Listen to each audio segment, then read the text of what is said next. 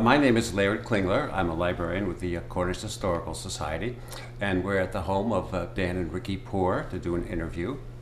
Billy Scharf will be doing the filming, and the date is May 23rd, 2018. First, Dan and Ricky, thank you for inviting us.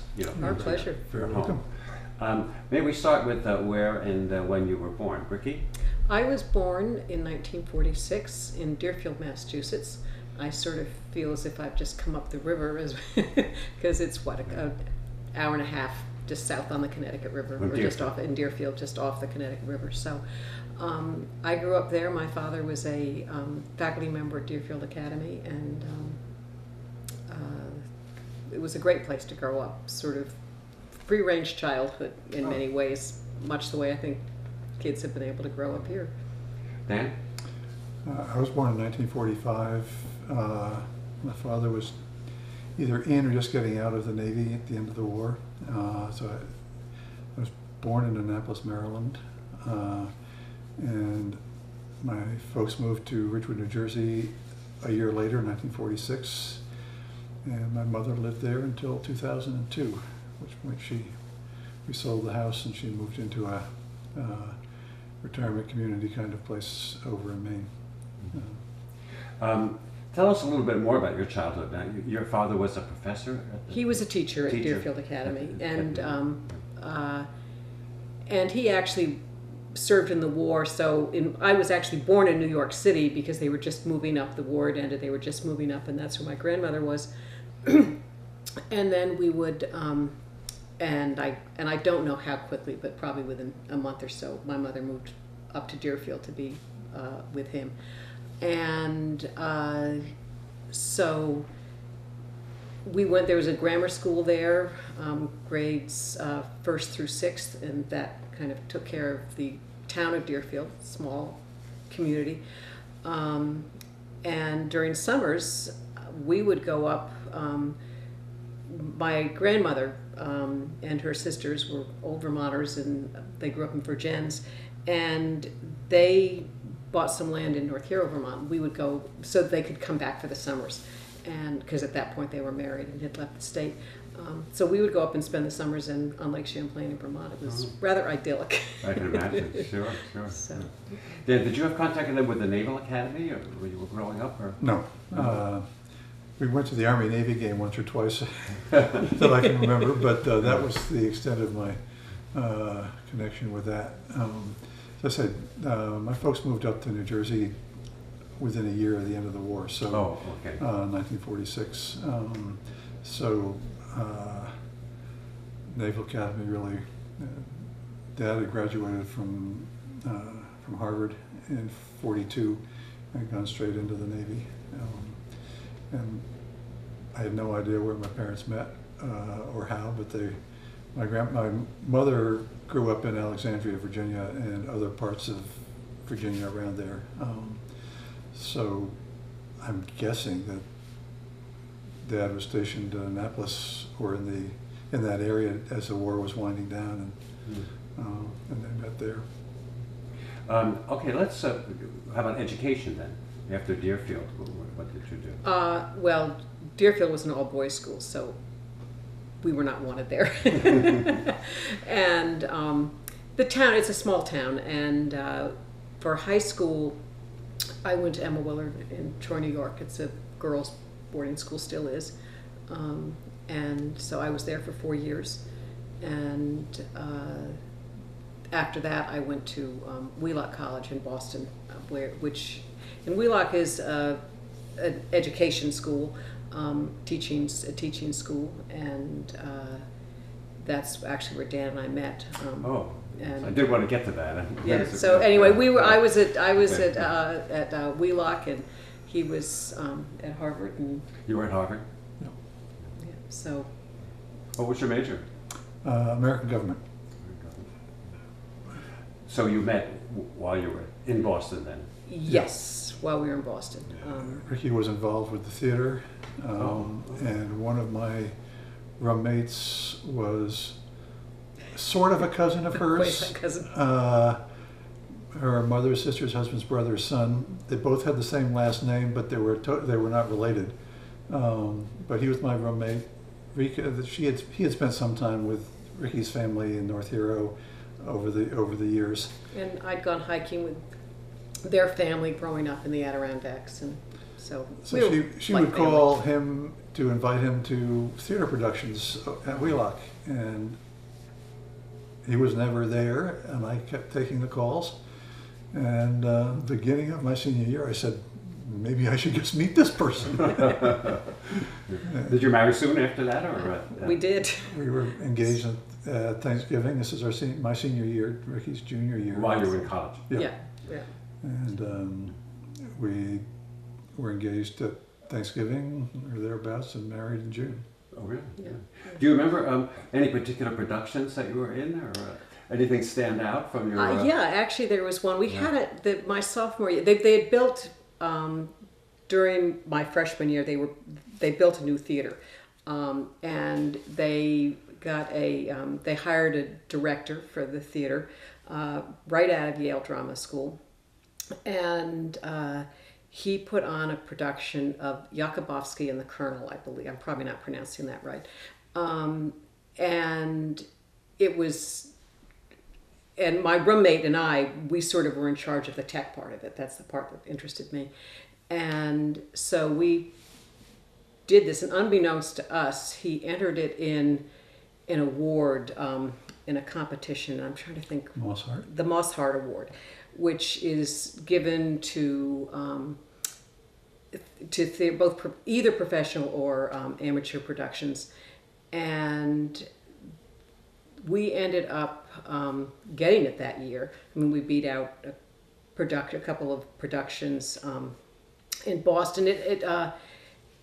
It really focused on sort of people and freedom, and there was a focus to the kind of theater you had to put on. I know Dartmouth a few years ago also won the award, so it was very prestigious. Now give us the title again of the production. Yeah. It was, your German's better than mine, but it was Yakubovsky and the Colonel, and it was about no, I don't think it was a well-known play. It took place during the war. There was a German colonel who was trying to escape at the end of the war, and he meets up with this Jewish man who was also trying to escape, and they meet in sort of a nightclub, and it was more than that, but it was their discussion, just education between the two. Some of these days I need to go back and see it again, but it was very interesting, and it was obviously a great production, and it was a real treat to be part of something like that. Sure. Now we're getting a little ahead of ourselves chronologically, but in terms of your family, your children, how soon did you start a family, and what children did you have? And we were in Boston for a while after Dan was working on his master's degree at Boston University, and I was teaching at the Park School in Brookline, and then Rika was born in 1970, so I didn't teach for a while after that, so 1970, and then John was born up here in 74. We moved in the meantime. So you were going for a master's, did you? Actually, I was going for a doctorate EDD in elementary education, and I got my master's degree at the end of the first year, and completed my coursework in 3 years and never finished the dissertation. You're an ABD. ABD. Yes. Completed everything, all the requirements, but did not complete the dissertation. Well, now, after you finished, did you move up here? Is that what happened? We stayed in the Boston area for a little bit. My my coursework was done, I believe, in 1970 or 71, and we moved up here in 73. And what was the occasion for moving here then? Principalship in the Cornish school. Oh, that early, I see. Yeah, that's what brought us up here. Yeah, I do want to ask you more about that. Ricky, tell us about your career and things that you've done. I know you, of course, you were raising a family. Well, we were, I was teaching before, and then I took a break from teaching per se, And I, so what did I do during those years? There was a preschool and kindergarten, which wasn't obviously, there was nothing public at that point, in Windsor. It was in the former Unitarian Universalist church there. There was a parent co-op nursery school kindergarten, which our kids went to. So I was involved with that. I was on the board there. And that took up some time, and was involved with 4-H. I went on the Conservation Commission in '76, so that took some time. So bits and pieces of being a parent and getting kids where they needed to be, and various. Dan, was this your first position then, coming up here? It's my first administrative. Well, and what year would that have been? When we moved up in the summer of '73. I had a couple of quasi-administrative, part-time administrative positions in the Boston area, grant-funded kinds of things that were not bad positions to have to look for other jobs from. But I didn't think we were likely to stay in the Boston area. And when the principalship up here opened up, I applied. And how long were you the principal in Cornish? 5 years. 5 years? Most of my career can be done in 5-year chunks. 5 years here. You know, I do want later on to ask you about the issue of the declining enrollment in Cornish, but just for now, tell us about your time as principal. Well, I was the 4th principal in 5 years. The previous principals had all been teaching principals, and I was a full-time administrative person. Enrollment was about 250 in grades 1 through 8. The wing that includes the library and the gym did not exist. Some of the classrooms down at the end of the hall didn't exist. And the professional staff of 10. In my first year, 7 of them were new. And 5 of those 7, I believe, were first-year teachers, which was a pattern that sort of repeated itself for a couple of years until things began to stabilize a little bit. There's quite a bit of turnover, and quite a bit of, and a fair number of people who came in were new teachers. You interviewed Caroline Storrs yet? Yes. Okay. I believe she started teaching either just as I was getting through, or just after I left. And there was that continuity, I guess, if you will, going forward. But Alice Hendricks retired from Cornish School. She was there when I was there. She was one of the ones who, experienced teachers who was there when I was there. Ruth Schneider, whose service to the town was recognized a year or 2 ago with a bench out front of the school, I believe. She was a 2nd grade teacher when I was there. The 2 of them were the 2 professional staff members who greeted me and had the most experience. And I think when I left, the enrollment was heading down. It was somewhere a little over 200, but not by much, when I left after 5 years. Is there a particular reason that you decided to leave, or? Most of my career was, at least in schools, was moving into positions that were hard to fill because of whatever circumstances. Being the 4th principal in 5 years tells you a little bit about what the environment of the school was like when I got there. I went from Cornish to teaching math and science in the 7th and 8th grade in Plainfield. And that was, in a way, a similar sort of position. There were I think they'd had a couple of different people in that position for over the course of a couple of years before I got there, and I stayed there for 5 years. Sometimes when you're in positions like that, when you're taking over in a situation of some tumult, your tenure can tend to be a little shorter than it might have been otherwise. And in Plainfield, I had some disagreements with the central office personnel, and it just seemed like a good time to move on after 5 years there. Well, take us on these 5-year chunks. Okay, the next 5 years, there was a nonprofit agency in Lebanon called the Regional Center for Educational Training that was a consortium of the 9 superintendencies. I think it's 4 in New Hampshire, 5 in Vermont, but it might have been the other way around, focusing around Lebanon. What is now the Upper Valley Education Institute was a member and is the only surviving part of that nonprofit agency.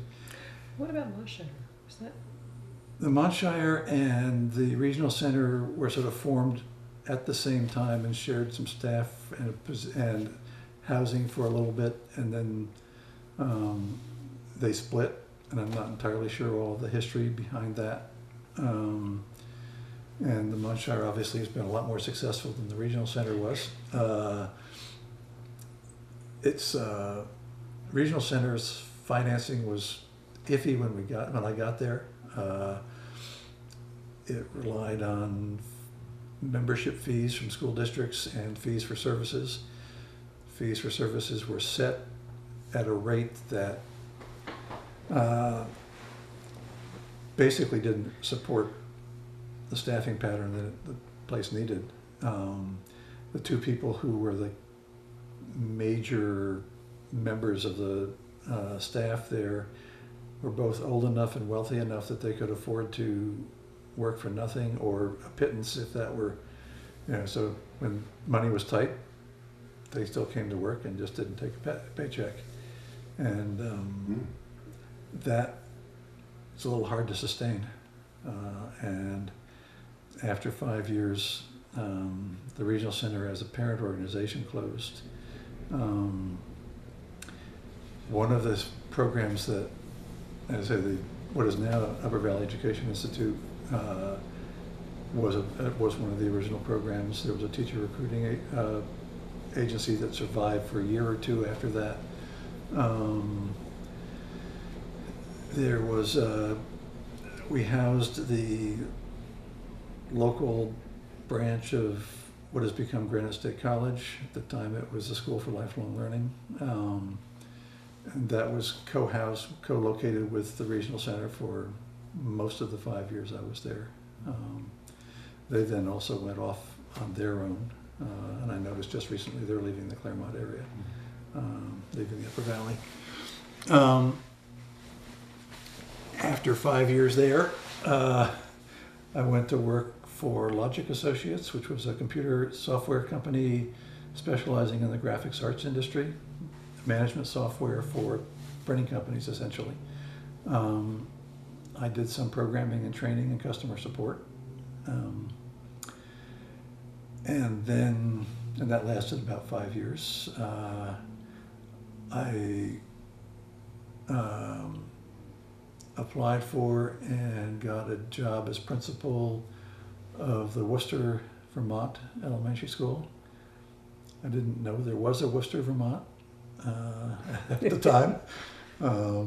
Where is Worcester, Vermont? It's 2 towns north of Montpelier. Oh, okay.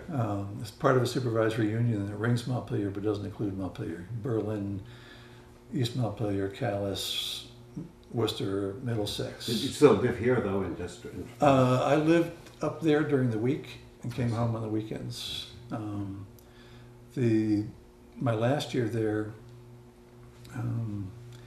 which I think was only 4 years in that case, our son John this was some, fall of '96. He was on a term abroad in Nairobi, Kenya, with his college, and was hit by a car in Nairobi just around Thanksgiving time, and so over Thanksgiving, I called the chairman of the school board and said, I need to go to Kenya to take care of John, and he said, okay. I had a first grade teacher who wanted to become a principal, so she and she had been taking courses and working with me on some things, so she sort of became the de facto principal while I was gone. Got back before Christmas. The apartment that I was renting was right in downtown Montpelier that year, and the landlord was perfectly happy to let me out because she had other people who wanted it. It was convenient to the legislature and all that kind of stuff. So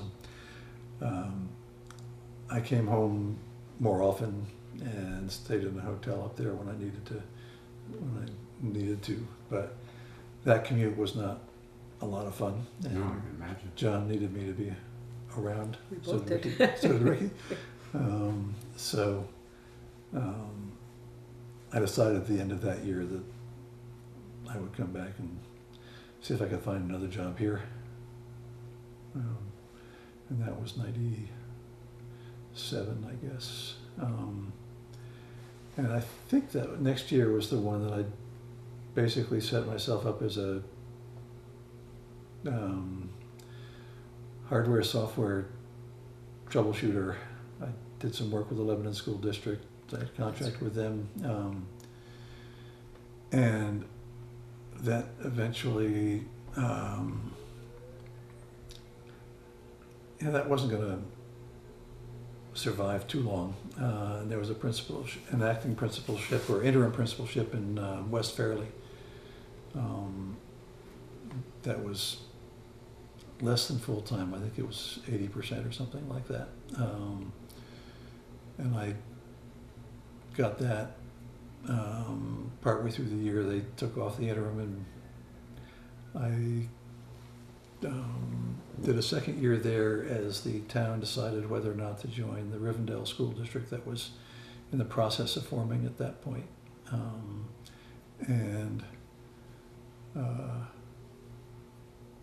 I was offered a third year at part-time and decided that I really would rather be full-time if you're planning for a new school district and trying to get everything organized and get it going. So West Fairleigh and I parted company. I wound up going to Dartmouth Medical School for 3 years, doing tech support for a small office in the medical school, and then ended up 6 years at KUA as the IT director and registrar. IT at KUA? Yeah. And partway through, they added registrar to my job title. Was that your last employment then before retirement? Yeah, I retired from KUA. Yeah. You know, I wanted to mention that this beautiful home that we're in is not the home that you raised your family in. No. That there was a home which was the parsonage for what is now the United Church of Cornish. Yeah. And unfortunately, you suffered a great tragedy with a fire, in the home. And I remember with Neighbor to Neighbor coming, looking through items that might have survived. Well, first, I'd like you to tell us a little bit about the fire, and then tell us about this new home that you've constructed. But let's start with the fire. It was in March of 2011, and that March was quite snowy. And apparently what happened, or at least this is what the fire marshal tells us happened, and certainly makes sense, there was a lot of snow coming off the roof, and the gas regulator that we had propane, and where the propane came in, the regulator was there. And it had been there ever since we had moved in, and I don't know how much longer before that.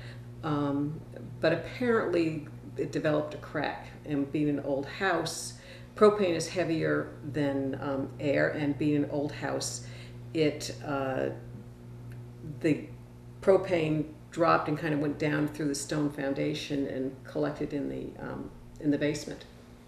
So at about 1 o'clock in the morning, Dan and I were rudely awakened and shaken by this explosion. The propane in the basement had gone off. I tried to call 911, and Dan was calling.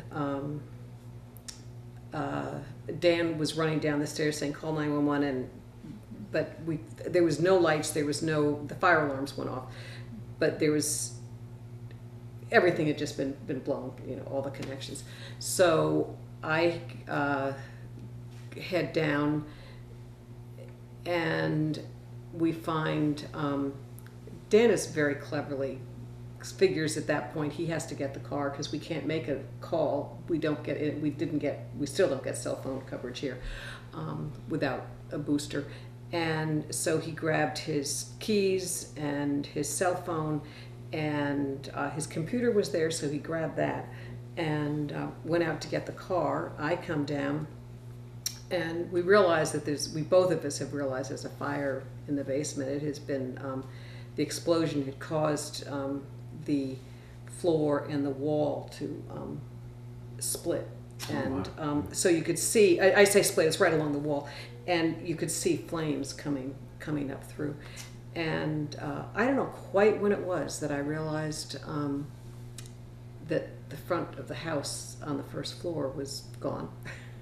But what was normally our dining room wall was gone, and I knew I needed to get out, so I just walked out what was normally the wall of the house into snow, probably well above my knees, because it's where it had been gathering, and there were some juniper bushes there. And then we were playing what people remember, the game Marco Polo, where one person says Marco, the other says Polo, when you're blindfolded and you try and find each other. Dan was in the car, and he was we were trying to say Dan, Ricky, and so he finally drove up so that I could just kind of go and get in the car.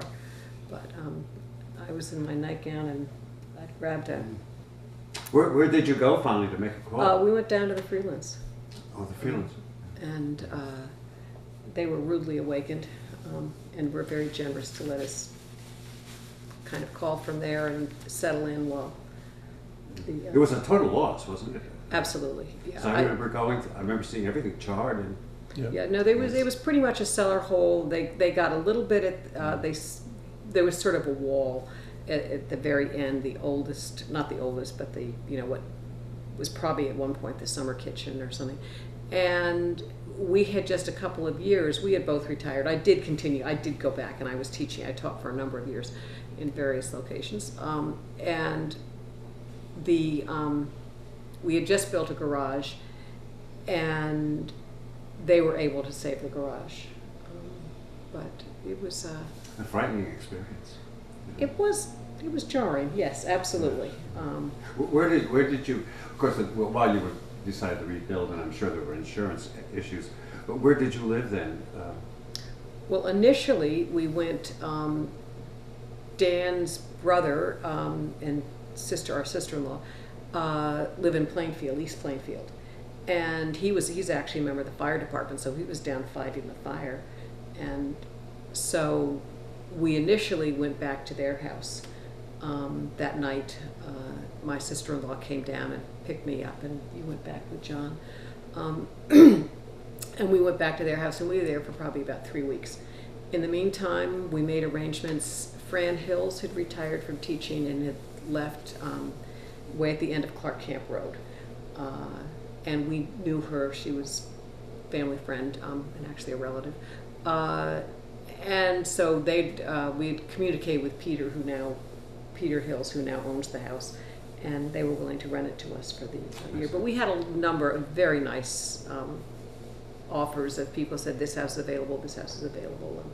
And, but that one made sense. It worked out really well. Being in a small town, they were on the same mail route. So when we went to the post office, they said, oh, don't worry about it. We'll just deliver it down to that place. Don't even we didn't have to change our address or do forward or anything. They just put it to a different location. And then you constructed this home. Yes. Now, tell us about, this home is very energy efficient, Dan. Tell us about the construction of this home. Well, energy efficiency was something we wanted as a priority. We wanted a house that we could live in on one floor if need be. And I've tested that a couple of times since with a hip replacement and an Achilles tendon rupture. Been forced to live on one floor for a while, and it's certainly doable. We put solar hot water on the one little piece of roof that is facing pretty much due south, and that provides all the hot water we need during the summer months, as long as we don't get a week of cloudy weather when we all want to take showers. But in the winter, sometimes it takes the edge off of the cold water coming in. Sometimes it doesn't. The walls are thicker than normal. It's 2x4 construction, but on the I think it's 2x4 stick built. 2x6 is in the other part of the building. Okay. But the outside has got 2 layers of foam board on it between the sheathing and the siding, and then the exterior walls, 2x4 structure, has got fiberglass in it as well. So the wood stove that you see here keeps the downstairs warm almost the entire winter. Don't you have heating in the floors? We've got radiant floor heating on the new construction. This is a concrete slab. There's no basement underneath this part of the house. We keep the thermostats at 60, and they rarely, at least on the main part of the house, they rarely go on. The bathroom and our bedroom, heat goes on in there every once in a while. But as I say, this wood stove keeps this from this part of the house really quite toasty. Not being a builder myself, what are the advantages to building on a slab as opposed to having a basement? You said this is built on a slab. For example, why did you choose that as opposed to a basement? Probably part of it was economics. Economics. And we didn't really need it. And we didn't really need a basement. The other part of the house was the old barn that had been built sometime in the 50s, according to adjoining to here. Well, yeah. What's the garage in the area above it was a barn where at one point we kept animals and we had chickens and sheep and whatnot. So yeah. So when probably would have been cheaper in the long run to tear the barn down and start from scratch. We took the siding off. The sills were all rotten and. How long a process did this take? From the fire to when actually you moved in here. We moved. The fire was in mid-March. We moved in mid-April the following year. Maybe a little earlier than we should have. There was still quite a bit of painting. We did most of the painting inside and out, and that wasn't quite done. But there were some reasons why we were doing that, and it's a lovely home. I mean, beautiful home. We're very happy with it. Yes. As we have said, it's not the recommended way to downsize, but it was very effective, and it's a much more comfortable house for someone in our age at this point than the other one would have been. And I'd like to move now to your voluntary activities you know, in Cornish. Yep. You both have been very active. Start by telling us some of the things that you have done here in Cornish. Well, I guess the main thing that I've been involved with, my main focus has always been the Conservation Commission. I'm still on the commission. During the time, I was not there when it was in court. The commission started in '73, so it was about 3 years old when I was when I joined. And we've been, and I'm going to say the commission because it's just not one person, but I was very involved in CREA. Mike Yutsevich and I that was a major focus for us. Explain that to them. And CREA there's the property, it's 55 acres across from the school. There's a baseball diamond and It's where the CREA barn is. It's where the CREA barn is, yes. and there's a soccer field, and there's also a lot of land that is available for the study environment for the schools, and generally open to the public. Boy Scouts have done some wonderful projects on there to make it accessible. There's a viewing area. So that land was across from the school, and actually Dan was principal at the very, very beginning of that process. But we worked on getting some grants that we were able to buy it, and then later on, after we successfully had bought it, Paul Quino and his wife Joan gave us an incentive of $10,000 that we needed to match, and we wrote another grant that allowed us to develop the field. So that took a number of years to accomplish. So that was one of the main focuses. We've been active in and encouraging land use of people putting their land into conservation easements. The very first piece was the one White Swan Farm, the Colby property. Virginia Colby. That was the very first one and since then there have been a number of other pieces of land. Cornish is directly responsible for monitoring 7 pieces of property in town now, although there are certainly more than that that we have helped with. The Fitch Farm, the Conservation Fund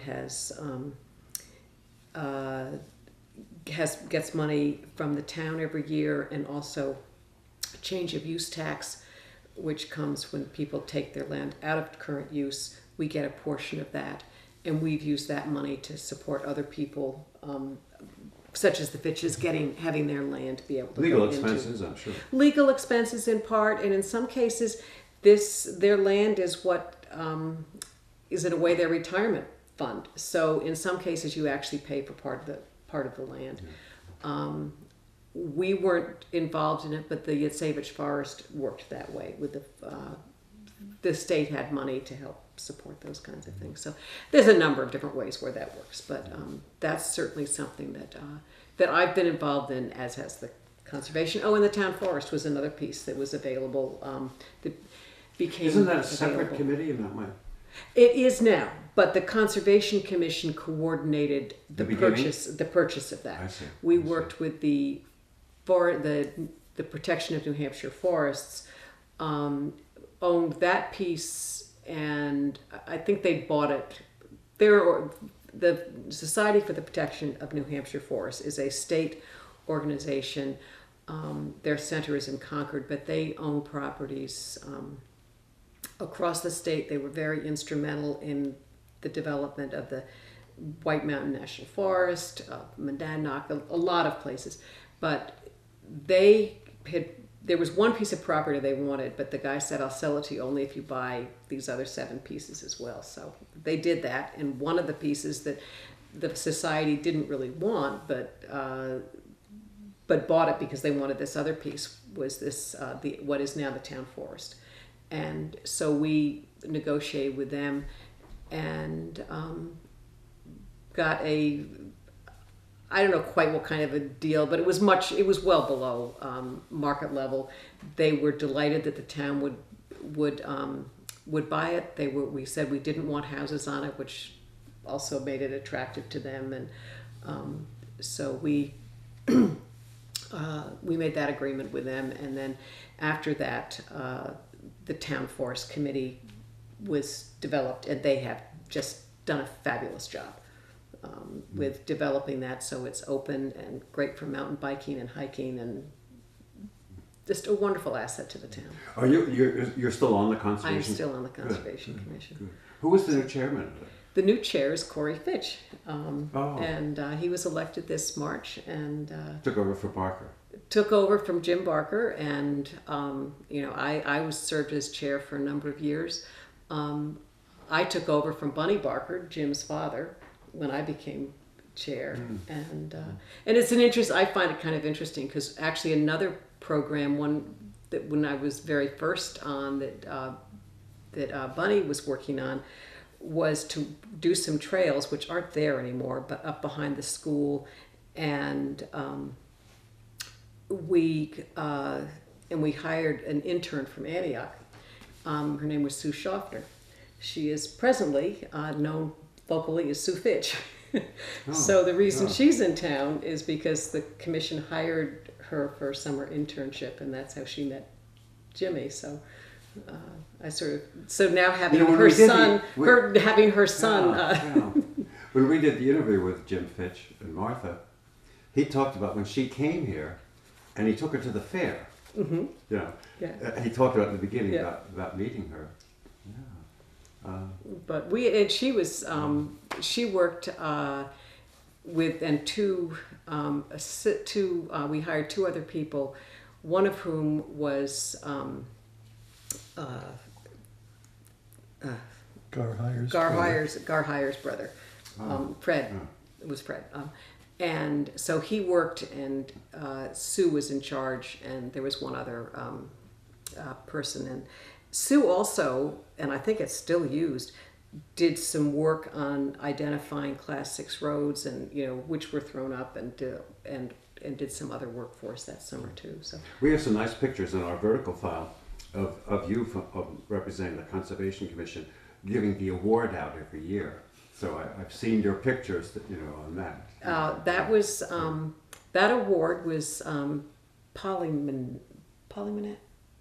Was it? There was a Polly Manette. Yeah, it was Polly. It was Polly. She was on the commission for a short while, and that was her idea, and I don't think many people know that, but she. So Polly Rand. Polly Manette. Oh, Polly Manette. Lived over on Dingleton Hill, and she was on the commission, and she just felt there are all these sort of state awards, and there are these county awards and whatnot. And she said, we should have an award. So that's we agreed. So taking that idea, we did she ever get it? She didn't. She didn't get it, but I don't remember. That's all. No, but. Now, your funding for the Conservation Commission comes for whenever a piece of property is taken out of current use, right? That's one of them. Does the town also appropriate? I don't know. The town appropriates a sum every year for the Conservation Fund. We get a certain amount to just, as does the planning board, just to kind of run and do our business. And then there is a separate one for the Conservation Fund, and that's for the business of the conservation. And that when we had to do we just recently, it was probably actually 5 years ago, we need to review it again, a natural resources inventory, which is the town and where are we in terms of natural resources. And you need maps, and you need some study, and we needed support from the some of the groups up. What is it? It's the Upper Valley Lake Sunapee Region Council. That's what it is. The Upper Valley Lake Regional Planning Council. We worked with some of their people to help us really identify what are the things we need to be looking at. So the Conservation Fund is used for that. It's also used to help with some of the land. And so from time to time, there are things that we are expected to do. The natural inventory is one of them. that we need money for. But it's more than what you can get from the from your annual expenses. I want to lead you to another area that I know you volunteer and do wonderful work. You both belong to the Unitarian Universalist Church, in Heartland, and I believe you're still the treasurer, aren't you? Yeah, I have half a year left in my term. We see so often in the Upper Valley the decline of religious institutions. Yet I have attended those services, and that's a very viable organization, viable church. Well supported. And really provide wonderful services for the community. Mm-hmm. Tell us a little bit about your activities, with the church there. Oh my. Let's see, where do you start? Well, money is a key factor, well, and I think you have stopped spending your endowment, right? I mean, we have not spent anything out of the endowment last year or this year to date. So many of the churches have done that. They've spent their endowment down. Well, they have we came close. We were in the habit of doing that, the endowment that we had goes back to a bequest in the mid 1900s, I believe. I was looking at this up a little while ago, so I don't remember the exact date, but it was sometime in the mid 1900s, and it was invested by trustees of the church, and I'm not entirely sure what investment instruments they used, but it probably grew and shrank as the needs of the church changed. And I think before we became members of that church, I think it was probably coming close to spending most of the principal. And the trustee who was in charge of the investments when we joined the church, he was either very smart or very lucky. He did some things that I don't think were really appropriate for somebody with fiduciary responsibilities for a nonprofit social organization like that. But as I say, he was either lucky or smart, or both. And the principle stayed not intact, but it didn't disappear entirely. And with our present minister, the congregation has grown, as you have noticed. We made an interesting choice, which I know you had some concerns about, or some of saying that we were going to give our weekly collection to support organizations in the Upper Valley or beyond.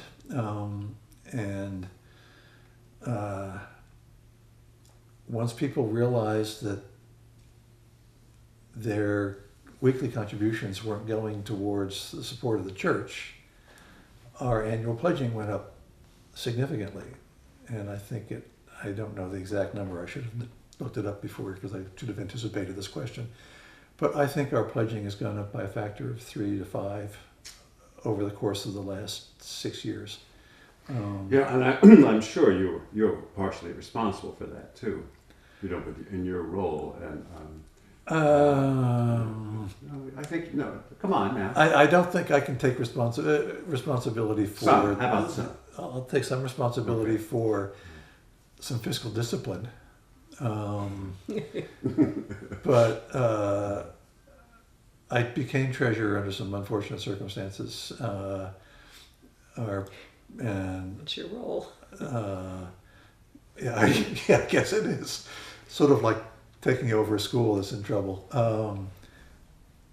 I had been recruited to be on the board, and I said sure, not really planning on taking much of an active role, at least not initially. And I discovered at some point the person had been treasurer for 13 or 14 years prior to my becoming a member of the board, decided that it was time for him to retire at age 80 or whatever. And somebody else volunteered, and nobody else, one person volunteered, and we said, okay.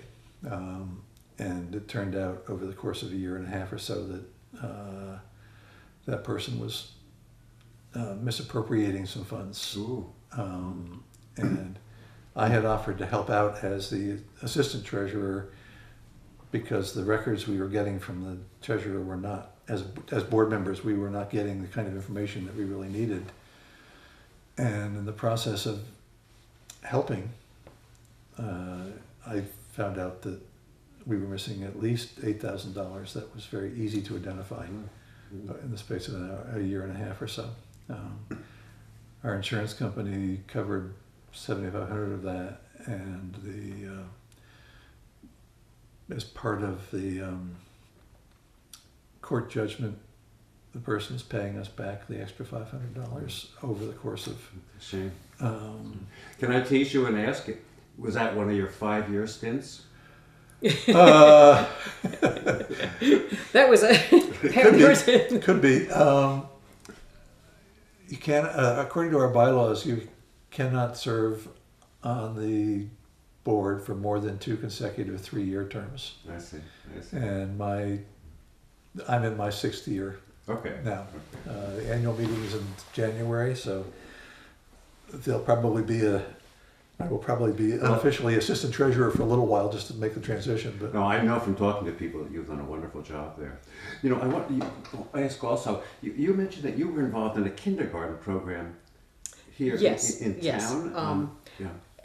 I was just thinking that's a little piece that for a long time, my kids went to the one at the it wasn't connected with the church. It was just a parent co-op that we used that building.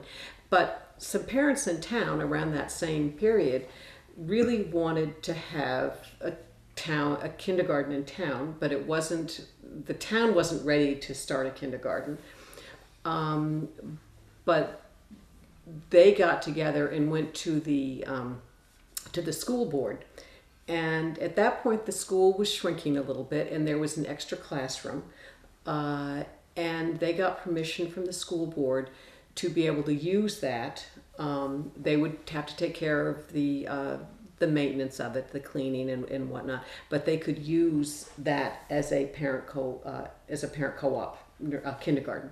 So they hired a teacher and started the program, and I don't know how many students they had that first year. I was not really involved that first year, but the teacher who they hired was there for 1 year, and then the following year, probably in around 70, I'm not sure, 77, 78, maybe something like that.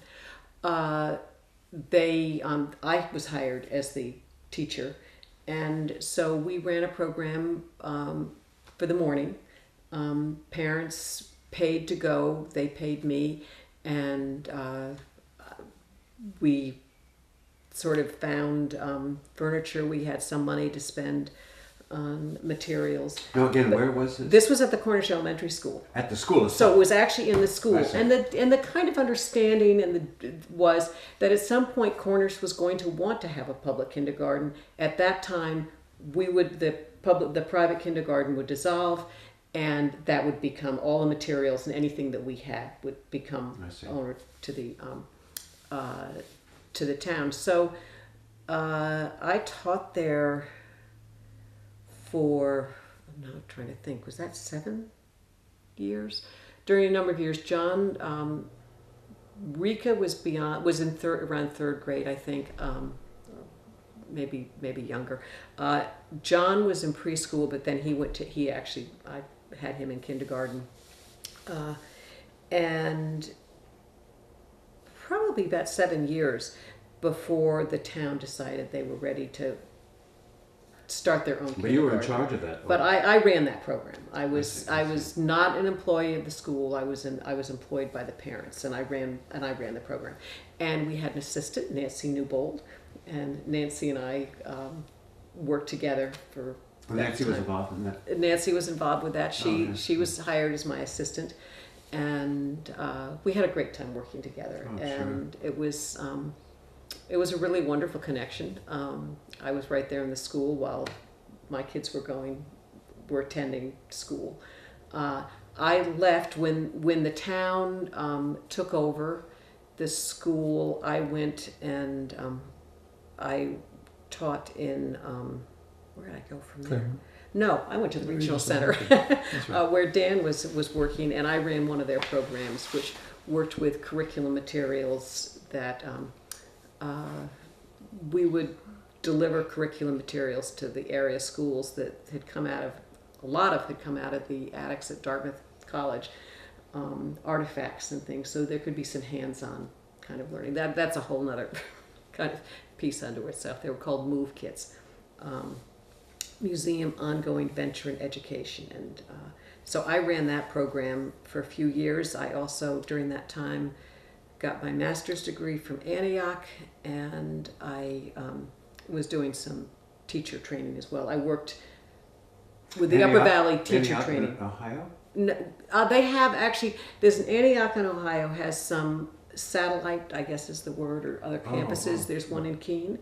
I see. And this is another, having the regional center in Lebanon, they would bring professors up, and they ran for 2 or 3 years anyway, a master's in education. And you with the obtained your classes. master's. And I obtained my master's at that point, and did some teacher training, and then when I was there for about probably 4 or 5 years. When they dissolved, I went, taught in Claremont at the kindergarten center, and did some work with, and also continued working with the, I get mixed up as to which name I should be using now, but the Upper Valley teacher training program at the time. It was supervising students and supervising some master's degree candidates from Antioch, and eventually settled in Lebanon, and taught there for probably 20 years in Lebanon, and also did some teaching for additional What did teaching. you teach in Lebanon? I taught early childhood. I taught some kindergarten. I taught first grade. I taught third. I taught some. I did some specialized reading work, and worked with those students. And Well, that was for 20 years? for 20 years I did I that, see. and I did a little bit of work also with Granite State College School of Lifelong Learning. They had an early childhood certificate, and I would do some teaching for them. So You know, one other charitable work that you both are involved in, and I wanted to mention this, is with your cocoa mulch program. You know, that the money you obtain, that you give back to the community. And the Historical Society was very fortunate to have received a gift from you last year. Yes. If you look in front of the History Center, you'll see a floral display, yes. which we created with your money. You know, Dan, you probably, I'm sure, also have been involved with the Conservation Commission with Ricky too. Well, it's hard to be married to somebody that involved without being involved. I did help with some of the grant preparation, but formally I've never been on the commission. We were both members of fair directors. I was treasurer of the fair for a number of years, early in our residency here. I was on the rescue squad. I served briefly on the planning board.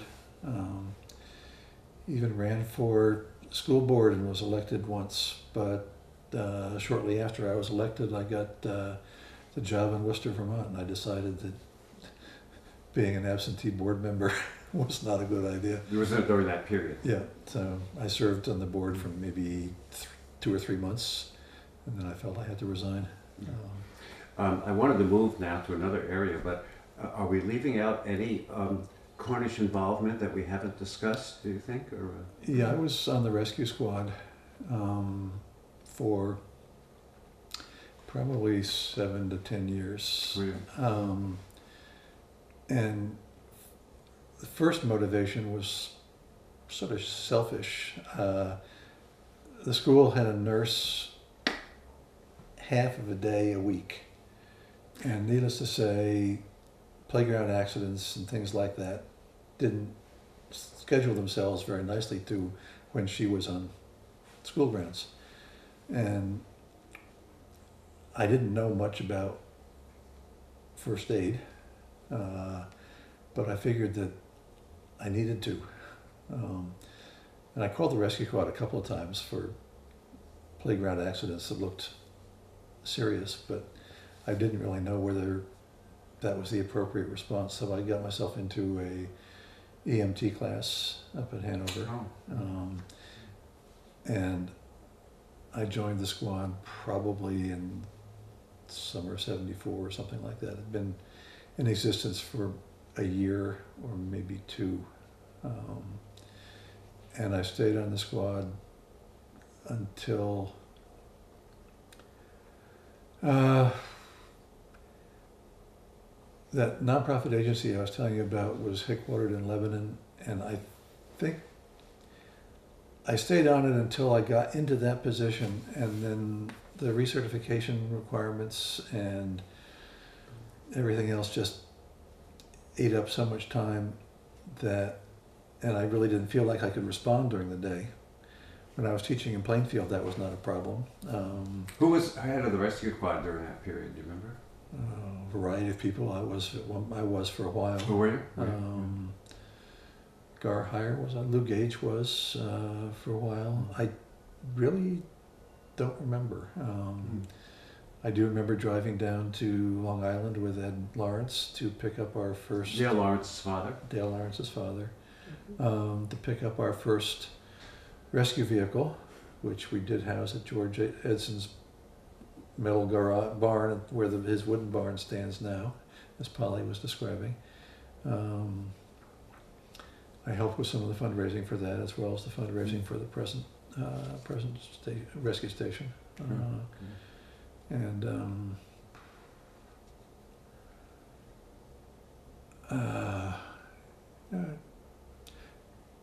but for a good chunk of the time that I was active, I was one of the few people in town during the day.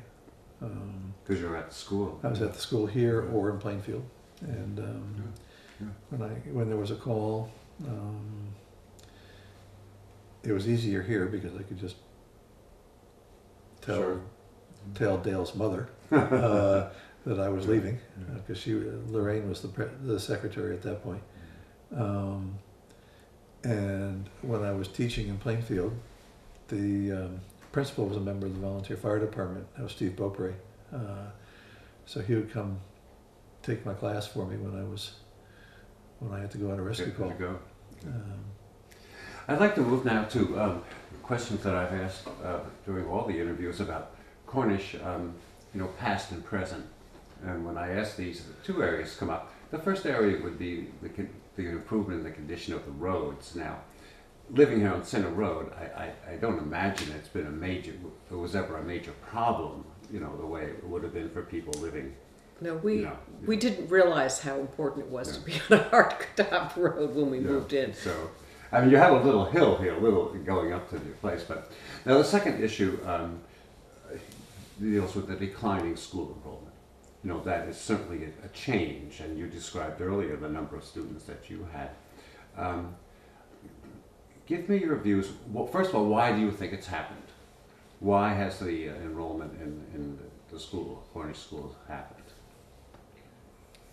I'm not sure that we haven't talked about this, so we may get different answers. I think it's a combination of things.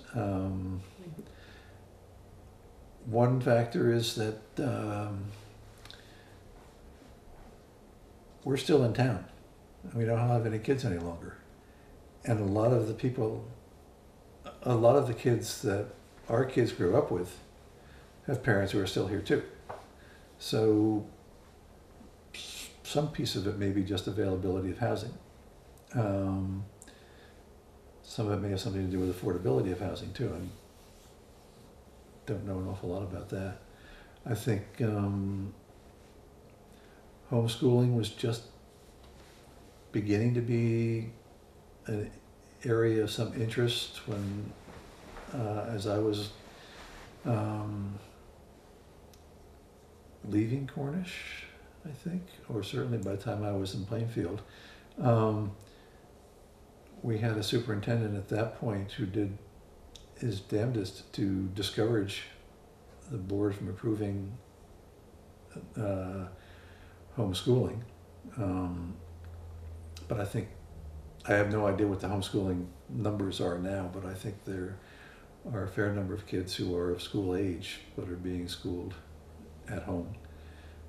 I think there are some elementary independent schools, Christian academies. St. Mary's no longer exists as an elementary school, but I don't. It is going back. Coming back, but I don't think that was a major factor in Cornish. It might have been in Claremont. There's also the classical. Is it classical There's academy? a classical academy in Claremont. There's a Christian academy up in this area somewhere.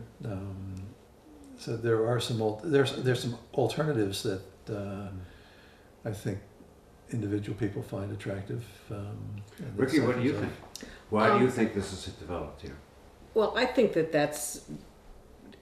there are other alternatives at this point, and I also think that I think the birth rate is just generally down too, and there just aren't as many kids who are being born, and I don't think that's just Cornish. I think there is, I think, across the state and actually across New England, where there are sort of drops in population in schools. So I don't think it's anything specific that Cornish is doing wrong. I think it's a little more universal than that. Do you?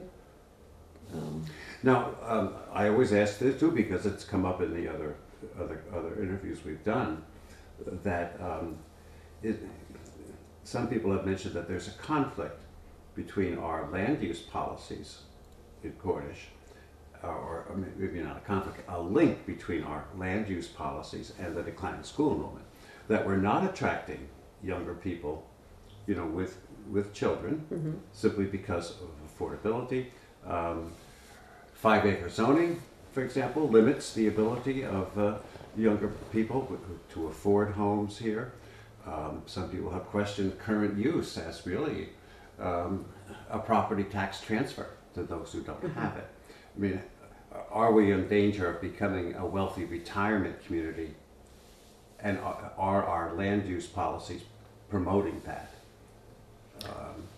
No, I'm not arguing this. I'm saying that people have raised these issues, and I think they're very valid points, for discussion. And I don't think they're new, frankly. I think I don't know which one to take first. Current use was established, I think that developed, I'm trying to think when it first developed, I think in the 80s, 1980s, maybe even 70s. And it was done. It's a hard balancing act, I think, when you come to that, because you can say, okay, you have this much property, you need to pay the same thing as everybody else. But if you want to keep open space, if you want to have farmers be able to farm, they just can't. Now, I would say no one has ever suggested that farming, be excluded from this discussion. Well, and then again, what's farming? You have small family farms. You also have, right now we aren't personally farming, but our field is used by the Gallaghers who are farming. And you do need to have, some kind of a plan when you go into current use.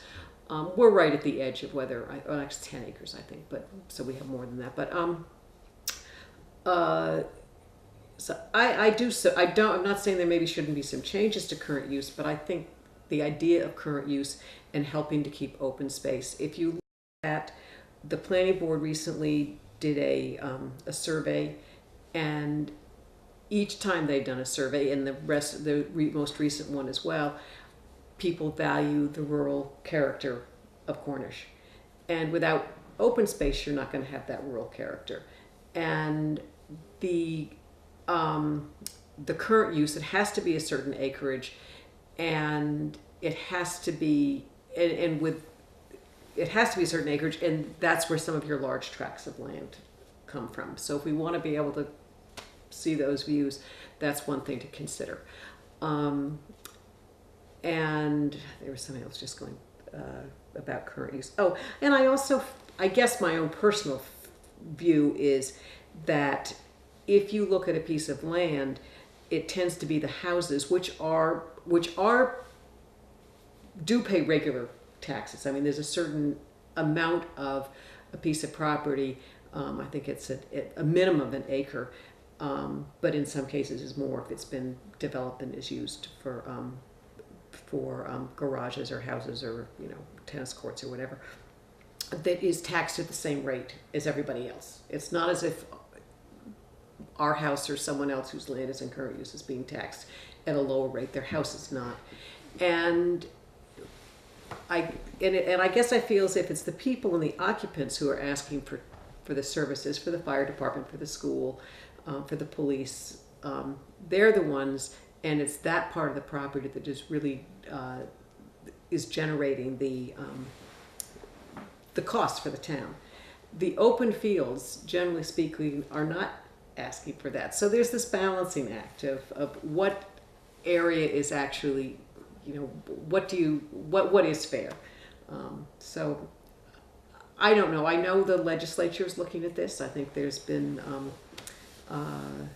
it was tabled this year, but I'm sure it will be back next year to have, I think they're going to have a closer look on the state level, because it is a state program. It's not a local program. I certainly support it. It has helped, I think, keep our property open, and I think that's important. Do you want to address that one at all? You may have a different view too. Yeah, I don't see trees and fields demanding the same sort of services, particularly in large tracts, and it makes an element of sense to keep large tracts of land available for and preferably contiguous, so that there are areas where wildlife can exist without a problem, or without too many problems and too much interaction with people. If we're going to allow more housing, it probably, to me, makes sense to cluster it in some way. And if you want to have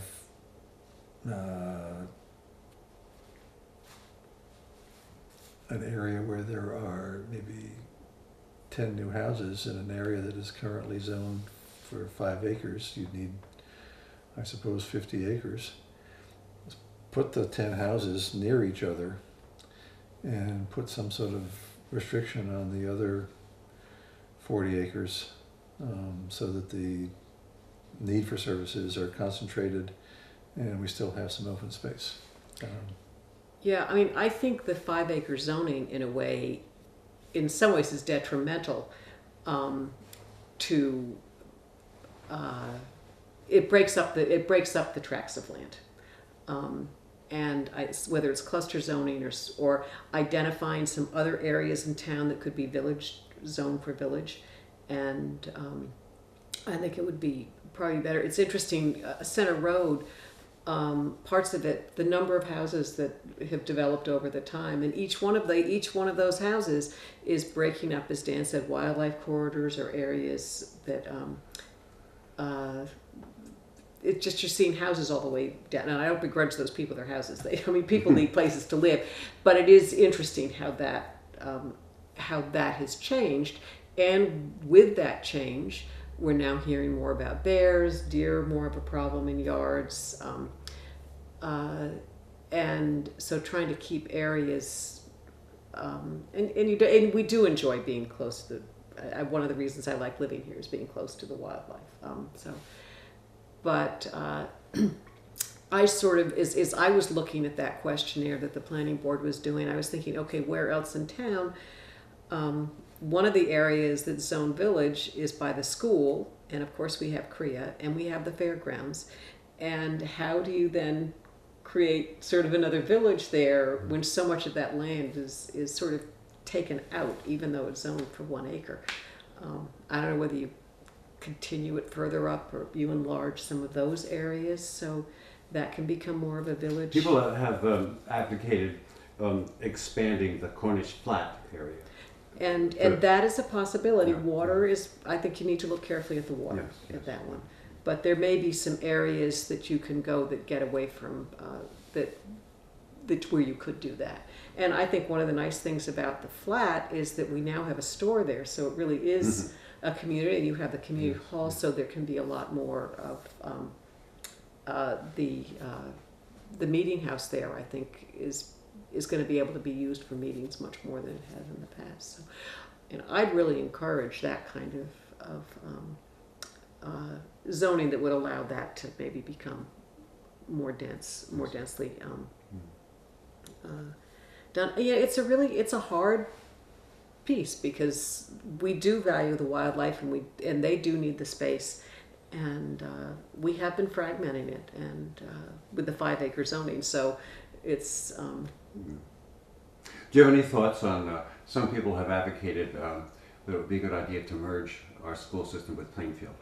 Oh, I think it would be. I believe that's the direction we need to move in. And I think we've both talked about this. Yeah.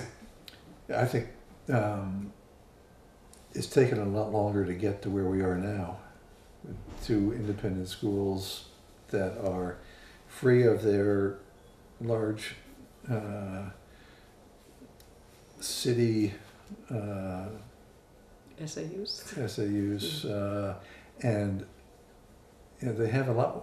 Cornish and Plainfield have a lot more in common with each other than either had or have with the towns and cities that they were affiliated with before. And it just seems logical that at some point, you mentioned the cocoa shell mulch. This year, we are working at trying to give funds to the schools that will support the schools working together.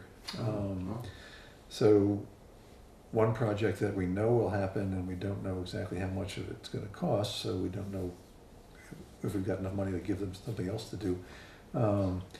But Northern Stage has basically an Artisan residence program that they do with grades 4, 5, 6-ish sort of populations. It's called Bridge Up, I think it's called. They work in Thetford, they work in Hartford, they work in Lebanon, they were working in Claremont. There are a couple of others, and one of their goals was to get into Cornish and Plainfield, and we beat them to it.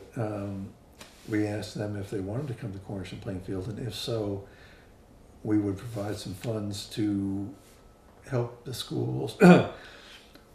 Our vision was that they were going to combine and put on one production, and then as they got to talking with each other, the schools and Northern Stage, the logistics of that just didn't seem to be worth the complications of doing it for maybe in a year or two, but not the first year. So they'll come work with Plainfield, they'll come work with Cornish, each school put on a production. It'll either be a musical or Shakespeare, and I'm not quite sure how that decision gets made.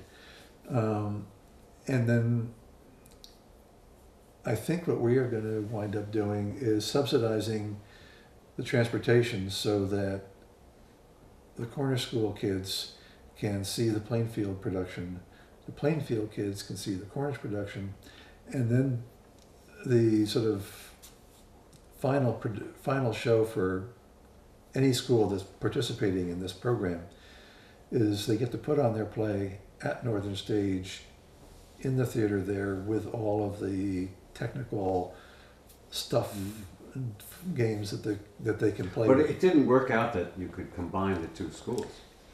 Well, they're not doing one production, but they will be at least seen, and That was your goal initially. that was our goal. But logistically, that didn't work for this year. No, Maybe down the road. it may happen in another year. Good.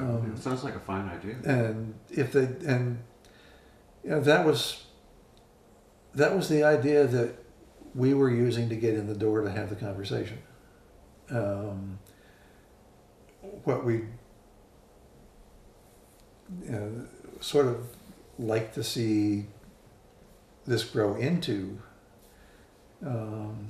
if we could sit back and pull the strings and make it happen, which of course we can't do, is to, for example, take the third grades from the two schools together and go down to Fort Number 4. Or whatever is the appropriate grade. Or take them. Ricky used to take her kids to St. Gaudens, and every year, when she was kindergarten teacher, the kindergartners went. When she was a third grade teacher, the third graders went. But to take all the kids in a grade or two to the same place, have them work together with kids from the other school on some assignments at that location, whatever it is, and then come back and make some reports to the other kids in their school, perhaps, or to their parents, but to have the reports being made by kids from both schools. So that the kids are talking to each other, not just teachers talking to each other, but the kids are working together too. That sounds like a good. After they do it with sports now, right? And they actually did that in sports to some degree. Rika, wasn't there a co-ed team that Rika was involved with? There was a summer soccer thing that our daughter played with in Plainfield. But yes, they are. I think that Yes. I think they are fielding teams so- together. I think that's a wonderful idea about the acting, the production. It's a place to start, but because both of their independent school districts, but they do share a superintendent, so that you can, they have It's a some step. goals. It's Some a step. progress there. Huh? They have. Yeah. You got to start somewhere. Sure. And it's been sort of I'm not sure whether it became obvious to me while I was still principal here in Cornish, or whether after I got to teaching in Plainfield, but it's been a long time that we've realized that at some point it makes sense for these two schools to become much more closely oriented, working together than they have historically. And as the enrollments are declining, and shared resources, sharing staff members, specialists perhaps, things of that sort, just makes sense. Yes. It seems to, yeah. Yeah. No, it's. I just think that when you talk about schools and community, the town schools are such an anchor for the community. I mean, that's where, as we develop friendships, it was when we'd go to the games or working together, volunteering or doing whatever it was at the school. I mean, the schools are always the heart of the town, and without them, I think that it's just a huge loss. So I'm delighted that Cornish has sort of recommitted to the elementary school. I think they have, and they seem, the last couple of years, I think they're inching up in numbers. So hopefully. Good. Well, I think I've covered the items that I wanted to, but before we end, I'd always like to offer you, is there anything that we didn't cover that you would like to mention here at the end? Or, I Probably sure will come up with something Yes, as soon as you we'll come turn up the camera off. That's right. You're That's off, right. but Is that the way it I- works? I think this is a great project that you're doing, Oh, and thank you. having. Well, I certainly have enjoyed the time here, and it's been very informative, for me. And I admire both what you've accomplished here in the community, and with your lives, So. Thank you. And this wonderful home, and I saw what it was like down there, Yeah. So after the fire, You didn't get into the house before it burned. You just wandered around the ashes. no, I was not in that house. I mean, I would have seen it from the road. Yeah. And I knew it was a Yeah. parsonage, Yeah. I mean, so Yeah. I had a link to the church, but no. Yeah, I so wasn't. Jimmy Fitch's grandmother, I think it was Carol. Was it Carol grew up there? Carol Fitch grew up there. her father was the minister, and so I think, or was it Carol, or was it the great? Actually, it was another generation before that. She grew up there. Her father. I don't know, but anyway, there was the connection. I remember that we had when the Old Home Day had its 75th, we opened the house. We had an open house. We had just recently bought it. We had an open house, and I remember she came, and it wasn't Carol. It was Orville's mother, and she came and looked through the house and just to sort of see the change. It was fun. It was really interesting to for her to do that. But well, as I always say to Billy at the end of the interview, okay, Billy, that's a take.